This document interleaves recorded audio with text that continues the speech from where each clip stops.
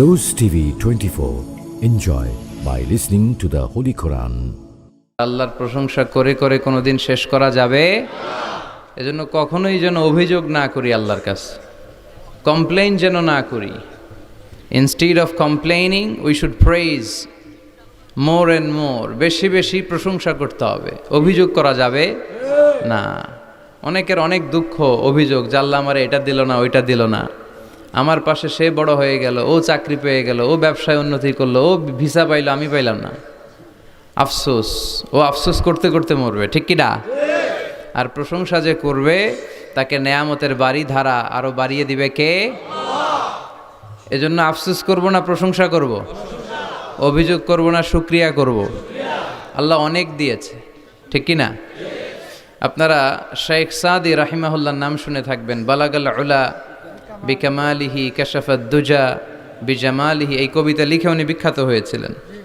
উনি Persian poet, ইরানি একজন কবি। তো ওনার একবার আর্থিক সমস্যা যাচ্ছিল, দৈন্যতা যাচ্ছিল, টাকা পয়সা ছিল না, ফলে ওনার পায়ে দেওয়ার মতো জুতা ছিল না। তো খুব আফসোস করতেছে, হায় রে, আমি এত বড় কবি, আমার পায়ে দেওয়ার মতো জুতা নাই। আফসোস করে ঘর থেকে বের হলেন, দেখলেন এক ভিক্ষুক ভিক্ষা করছে, ওর পাই নাই। কি নাই? আর কবি সাহেবের কি নাই? ওনার জুতা নাই, এজন্য দুঃখ। বের হয়ে দেখে সাইল ভিক্ষুক, ওর পা নাই। এবার উনি সেজদায় পরে আল্লাহর ডেকে বলে, আল্লাহ শুকর আলহামদুলিল্লাহ, অনেক ভালো আছি। শুকর আলহামদুলিল্লাহ, বেশ ভালো আছি, অনেক সুখে আছি। এজন্য সুখ হচ্ছে আলহামদুলিল্লাহর ভিতরে। সুখ আছে কিসের ভিতরে? যে কোনো পরিস্থিতিতে আমরা থাকি না কেন, বিপদে আপদে, সকালে বিকালে, শীতকালে গ্রীষ্মকালে, আমরা কি পড়ব? আলহামদুলিল্লাহ পড়ব। এর কারণ চাহিদার কোনো শেষ নাই। যার আছে যত বেশি, সে চায় তত বেশি। দেখবেন যার সাইকেল আছে ও হুন্ডা চায়, চায় না? আরো নিচ থেকে যদি বলি, যার পা নাই ও চায়, আল্লাহ আমার যদি দুইটা পা থাকতো। কথা বলেন। পা নাই এরকম লোক আছে না এলাকায়? সে হেঁটে যাওয়া লোকদের দিকে তাকিয়ে থাকে, আর তার স্বপ্ন থাকে ওইটা, ইস আমার যদি পা থাকতো। হেঁটে হেঁটে হেঁটে যারা বাজারে যায়, স্কুলে যায়, কলেজে যায়, ওদের আফসোস যারা সাইকেল চালায় ওদেরকে দেখে, তাই না? সাইকেল থাকলে খুব ভালো হইতো, সাইকেল চড়ে চড়ে বাজারে যেতে পারতাম। সাইকেলওয়ালারও আফসোস আছে, সে আফসোস করে হুন্ডাওয়ালাদের দেখে, মনে মনে ভাবে যদি ভো ভো থাকতো, হ্যাঁ একেবারে যেতে পারতাম। হুন্ডাওয়ালাদের আফসোস হচ্ছে প্রাইভেট কারওয়ালাদের দেখে, ইস আমার যদি একটা কার থাকতো। যার কার আছে ও আফসোস করে, ইস আমার যদি একটা প্লেন থাকতো। যার প্লেন আছে ও বলে, ইস আমার যদি একটা কপ্টার থাকতো, if I had a copter, আমার যদি একটা হেলিকপ্টার থাকতো, উড়াল মারতাম। কথা বলেন। তাহলে এই চাহিদার, ডিমান্ডের, হিউম্যান ডিমান্ডসের কোনো শেষ আছে? যে এলাকার ছোট্ট মেম্বার, ওই মেম্বার ভাই চায় কি করে চেয়ারম্যান হওয়া যায়। কথা বলেন। যিনি চেয়ারম্যান হয়ে গেলেন, উনি এবার ভাবে কি করে MP, member of the parliament হওয়া যায়, তাই না? আচ্ছা, এমপি যিনি হয়ে গেলেন, উনি আরেকটু উপরে যেতে চায়, ভাবে যদি একটু একটু যদি যাইতে পারি, একটা মন্ত্রণালয় যদি পাইতাম, হ্যাঁ মিনিস্ট্রি যদি একটা পেতাম, কতই না ভালো হতো। তো মন্ত্রী যিনি হইল, উনি, ওনার অনেক শখ, ইস আর একটা জায়গা বাকি, হ্যাঁ কি নাম ওইটার? PM, prime minister. কিন্তু এই দেশে অসম্ভব। কথা বলেন। এই দেশে প্রাইম মিনিস্টার হওয়া যাবে? এক দুজন এদের মধ্যে ধাক্কাধাক্কি, এবং ওনাদেরকেই মেনে নিতে হবে। আপনি বাঁচেন আর মরেন, ওনারাই প্রাইম মিনিস্টার। কথা বলেন। তাহলে এই কথাগুলো বলার উদ্দেশ্য হচ্ছে, হিউম্যান ডিমান্ডসের কোনো শেষ নাই, আনলিমিটেড হিউম্যান ডিমান্ডস। এজন্য বিশ্বনবী বললেন, লাউ আন্না লিকুল্লি ইবনি আদামা ওয়াদিয়ান মিন যাহাব আহাব্বা আইয়াকুনা লাহু ওয়াদিয়ান ওয়া লা ইয়ামলা আফাহু ইল্লা তুরাব। আল্লাহ বলেন, এই বনি আদমের প্রত্যেককে যদি একটা করে স্বর্ণের পাহাড়ের মালিক বানিয়ে দেয়া হয়। কিসের পাহাড় দেখছেন জীবনে? আচ্ছা, স্বর্ণের পাহাড়ের যদি মালিক বানিয়ে দেয়া হয়, আহাব্বা আইয়াকুনা লাহু ওয়াদিয়ান, একটা করে স্বর্ণের পাহাড়ের মালিক বানিয়ে দিলেও সে চাইবে কিভাবে আরো একটা স্বর্ণের পাহাড়ের মালিক হওয়া যায়। আচ্ছা, একটু বুঝে শুনে উত্তর করবেন। একটা স্বর্ণের পাহাড়ের মালিক যদি আমি হই, শুধু আমি কেন, আমার 14 পুরুষ এটারে বিক্রি করে খেলেও কি শেষ করতে পারবো? তো আমার আরেকটা লাগবে কেন? আরেকটা দিয়ে আমি কি করব? স্বভাব। বিশ্বনবী বললেন, সবশেষে হাদিসের শেষাংশে বললেন, ওয়ালাইয়ামলা আফাহু ইল্লা তুরাব, কবরের মাটি ছাড়া কোনো কিছুই মানুষের এই জিহ্বাটারে থামাতে পারবে না। চিৎকার করে বলেন ঠিক কিনা? এজন্য যার আছে বেশি ও চায় বেশি, এই ডিমান্ডটারে একটু কমাতে হবে, আল্লাহর কাছে শুকরিয়া করতে হবে। অর্থের প্রয়োজন আছে, কিন্তু এটার হৃদয়ে স্থান দেয়া যাবে না। এটা হাতে আসবে আবার চলে যাবে, ঠিক কিনা? হৃদয়ে স্থান থাকবে কার? যাদের হৃদয়ে আছে আল্লাহর ভয়, তারা কভু পথ ভুলে যায় না। আল্লাহর প্রেম ছাড়া এই দুনিয়ায় কারো কাছে কোনো কিছু চায় না, ঠিক কিনা? মুমিনের হৃদয়ে দরদ ভালোবাসা থাকবে একজনের জন্য। চিল্লায় বলেন তো তিনি কে? এজন্য আমরা যেন শুকরিয়া করি, আমরা যেন অভিযোগ না করি। দেখেন, আমরা যদি জিজ্ঞেস করি, ভাই আপনি কি চান, কি লাগবে আপনার, কার কি লাগবে, একজন বলবে আমি এটা চাই, আমার এটা নাই, আমি ওইটা চাই, ওইটা চাই, কত কিছু লাগবে আমাদের। কিন্তু ঠিক এই মুহূর্তে যেই লোকটা হসপিটালের বেডে শুয়ে আছে, ক্যান্সারে আক্রান্ত, ক্যান্সার যার নেই কোনো অ্যান্সার, ওরে যদি জিজ্ঞেস করেন, ও বলবে আমার কিচ্ছু লাগবে না, আমি শুধু বাঁচতে চাই। ও কি চায়? আর আমরা অনেক কিছু চাই। এজন্য আমরা শুকরিয়া করব বেশি বেশি। শুকরিয়া করলে বাড়িয়ে দেয় কে? বিশ্বনবী দোয়া করতেন, আল্লাহুম্মা জাআলনি সাবুরা ওয়া জাআলনি শাকুরা ওয়া জাআলনি ফি আইনি সগীরা ওয়া ফি আয়ুনিন নাসি কাবীরা। আল্লাহ আপনি আমারে ধৈর্যশীল বানান, আপনি আমারে শুকরগুজার বান্দা বানান। আল্লাহ আমার চোখে আপনি আমারে ছোট বানান, গোটা বিশ্বের মানুষের চোখে আপনি আমারে বড় বানান। সবাই পড়ি আমিন। এজন্য সবসময় প্রশংসা করব কার? কম কম না বেশি বেশি? সবসময় শুকরিয়া করতে রাজি আছি তো? আল্লাহ সব সময় যেন আমরা তোমার শুকরিয়া করতে পারি, তুমি তৌফিক দাও। আরো জোরে পড়বো সবাই আমিন।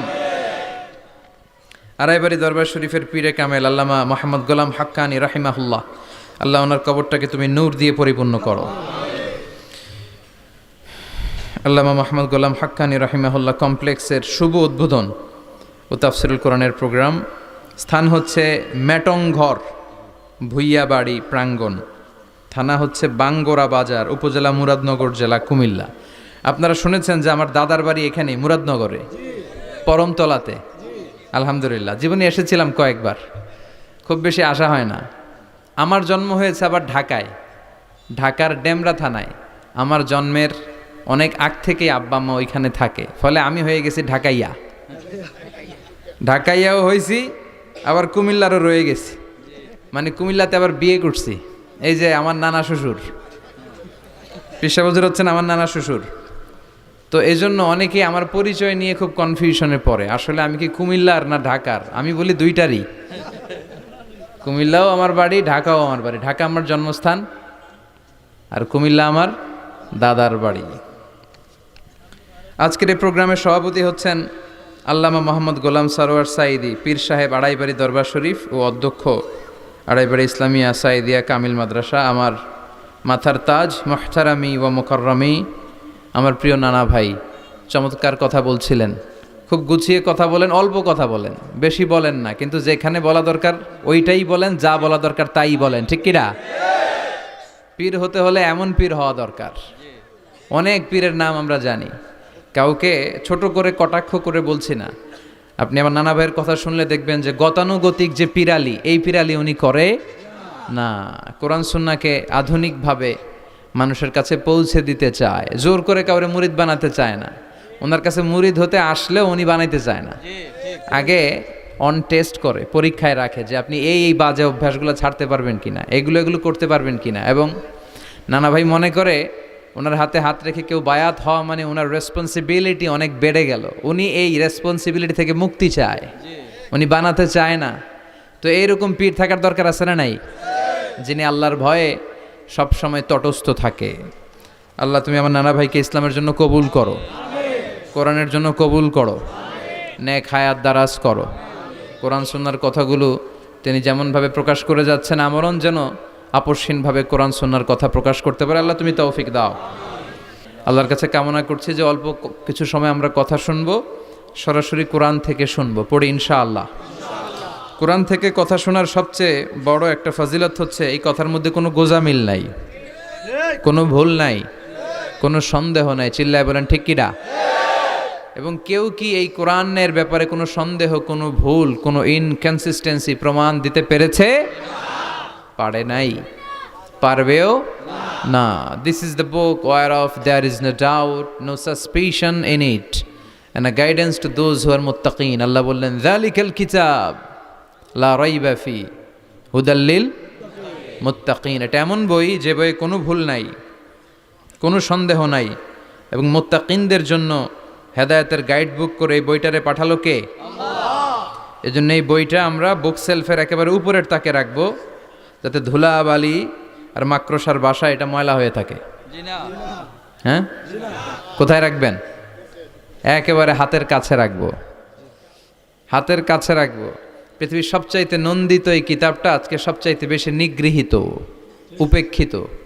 বুক সেলফে রাখে, তাও একেবারে উপরের তাকে, কারণ বছরে 1-2 বার কামে লাগে। কেউ মরলে, কথা বলেন, মারা গেছে, এখন সামনে বসে বসে কোরআন তেলাওয়াত করতে হবে। কোরআন এসেছে জীবিত মানুষদের জন্য। কোরআন নিজেও জীবিত কিতাব, আলোকিত করেও জীবিতদেরকে। চিল্লায় বলেন ঠিক কিনা? কিতাবুন হাই, জীবিত কিতাব, ওয়াকিং এনসাইক্লোপিডিয়া, চলমান বিশ্বকোষ। যাই জিজ্ঞেস করবেন তথ্যের সম্ভার, তথ্য উপাত্ত আর ইনফরমেশন এই কোরআনের ভেতরে আছে না নাই? মানব সমস্যার সব সমাধান আছে। এজন্য এই বইটাকে বলা হয় দ্য প্রবলেম সলভিং মেথোডোলজি। এই কোরআন আপনার সব প্রবলেমকে সলভ করে দেয়। It's not a problem creating methodology. এটা জীবনের কোথাও সমস্যা বাধায় না। কোরআন কোথাও সমস্যা লাগায়? কথা বলেন, জট লাগায় নাকি জট খুলে দেয়? আলহামদুলিল্লাহ পড়েন। এজন্য কোরআনের সাথে যেন আমরা সম্পর্ক বাড়াই। We should increase the attachment with the holy book Quran. যতই সম্পর্ক বাড়াবেন আপনার মর্যাদা বাড়াবে কে? আল্লাহ। সম্মানিত ভাইরা, খেয়াল করে বুঝবেন, সাইয়েদনা জিবরিল আলাইহিস সালাম এই কোরআন নিয়ে পৃথিবীতে এসেছিল, তাই তিনি হয়েছেন শ্রেষ্ঠতম ফেরেশতা। রমাদান আল মুবারকে আল্লাহ তাআলা এই কোরআনকে নাজিল করেছে, তাই রমাদান হয়েছে শ্রেষ্ঠতম মাস। বিশ্বনবীর উপর আল্লাহ তাআলা এই কোরআন নাজিল করেছেন, তাই তিনি হয়েছেন বিশ্বনবী। আমরাও যদি এই কোরআনের সাথে সম্পর্ক লাগাই, আমাদের মর্যাদাও এরকম আকাশচুম্বী করে দিবে কে? আল্লাহ। এজন্য কোরআনের সাথে অ্যাটাচমেন্ট বাড়ানোর দরকার আছে না নাই? প্রতিদিন যেন আমরা কোরআন তেলাওয়াত করি, প্রতিদিন যেন কোরআনের বঙ্গানুবাদ পড়ি। যা বলার সব বলা হয়েছে, নতুন করে আল্লাহ কিছু বলবে না। এজন্য কোরআন থেকে নূর নিয়ে যেন আমরা নিজেদেরকে আলোকিত করি। কোরআনের একটা নাম হচ্ছে নূর। একটা নাম কি? লিতুখরিজান নাসা মিনাজ যুলুমাতি ইলান নূর। এই কোরআনকে আমি পাঠিয়েছি অন্ধকারাচ্ছন্ন মানুষগুলোকে আলোর পথে নিয়ে যাবার জন্য। কোরআন মানুষকে আলোকিত করে, কোরআন মানুষকে জাহালাত বা অন্ধকার শিক্ষা দেয় না। এজন্য আসুন কোরআনের সাথে সম্পর্ক বাড়াই এবং নিজেদেরকে আলোকিত করি। আর এই কোরআনের যেখান দিয়েই আমরা কথা শুনি না কেন, নাই লা তুহসা আজাইবুহু ওয়ালা তাবলা গরাইবুহু ফিহি মাসাবিহুল হুদা ওয়া মানারুল হিকমা। কোরআনের আশ্চর্যান্বিতার কোনো শেষ নাই, কোনো শেষ নাই। যতই পড়বেন ততই আশ্চর্য হবেন। সুবহানাল্লাহ পড়বেন না? ওয়ালা তাবলা গরাইবুহু, এটা কখনো পুরাতন হবে না, জীর্ণ শীর্ণ হবে না। সূরা ফাতিহা যারা আমরা পড়েছি লক্ষ লক্ষ বার, যাদের বয়স 50 কিংবা 60, কত লক্ষবার সূরা ফাতিহা পড়েছি, কোনো হিসাব আছে? তারপরেও কোনোদিন কি মনে হয়েছে যে সূরা ফাতিহাটা পুরান পুরান লাগে? 60 বছর ধরে সূরা ফাতিহা দিয়ে শুরু করছি নামাজ, কালকে থেকে কুল হুয়াল্লাহ দিয়ে শুরু করবো, এরকম কেউ বলে? কোরআন পুরান লাগে? চির নতুন, এভারগ্রিন, সবুজ, চির সবুজ, চির নতুন। এটা কখনো পুরাতন হয় না। ফিহি মাসাবিহুল হুদা, কোরআনে আছে হেদায়েতের মশাল। ও মানারুল হিকমা, আর কোরআন হচ্ছে বিজ্ঞানের সুউচ্চ মিনার। কোরআনের ভিতরে বিজ্ঞানের তথ্য উপাত্ত আছে না নাই? আপনি কোরআনে বর্ণিত cosmic symbols, natural phenomena, scientific ইন্ডিকেশনসগুলো যদি পড়েন আপনি অবাক হবেন, কপাল ঘষে ঘষে আল্লাহর সিজদা দিবেন, ঠিক কি না? এজন্য আসুন কোরআনের সাথে সম্পর্ক বাড়াই। প্রতিদিন কোরআন পড়ব, ধীরস্থিরভাবে পড়ব। ওয়ারাত্তিলিল কোরআনা তারতিলা। আনাস রাদিয়াল্লাহু তাআলা আনহুকে জিজ্ঞেস করা হলো, আনাস, আল্লাহ রাসূলের কাইফা কানা কিরাআতু রাসূলিল্লাহ, আল্লাহ রাসূলের কিরাত কেমন ছিল? তিনি বললেন কানাত মাদ্দান, আল্লাহ রাসূল সাল্লাল্লাহু আলাইহি ওয়াসাল্লাম টেনে টেনে তেলাওয়াত করতেন। টেনে টেনে তেলাওয়াত করতেন। এই যে একটু আগে তেলাওয়াত হচ্ছিল সূরাতুল মুলকের, কত সুন্দর টেনে টেনে সে পড়েছে। এইভাবে বিষ্ণু ইসা ইসলাম টেনে টেনে পড়তেন।